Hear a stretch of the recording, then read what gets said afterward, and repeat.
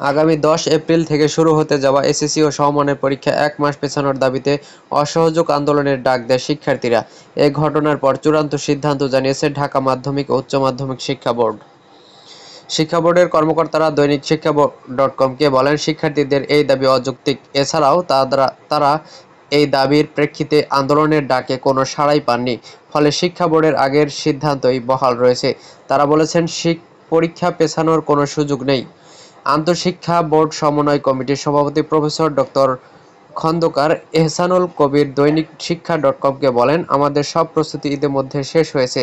এই মুহূর্তে কয়েকজন শিক্ষার্থী যে দাবি তুলেছেন সেটা যৌক্তিক নয়। যদি যৌক্তিক হতো তাহলে অবশ্যই আমরা এটা বিবেচনার জন্য বসতাম। আন্তঃশিক্ষা বোর্ডের পরীক্ষা নিয়ন্ত্রকের সমন্বয়ক ও ঢাকা শিক্ষা বোর্ডের পরীক্ষা নিয়ন্ত্রক অধ্যাপক এস.এম. কামাল উদ্দিন হায়দার বলেন, ইতিমধ্যে পরীক্ষার সব প্রস্তুতি শেষ, সব কেন্দ্রে পরীক্ষার সরঞ্জামাদি পাঠানো শেষ। তাদের এসব দাবি আমাদের কাছে আনুষ্ঠানিকভাবে জানানো হয়নি। উল্লেখ্য, ফেসবুকে একটি গ্রুপ খুলে পরীক্ষা পেছানো সহ 2 দফা দাবি তুলে ধরেন একদল শিক্ষার্থী।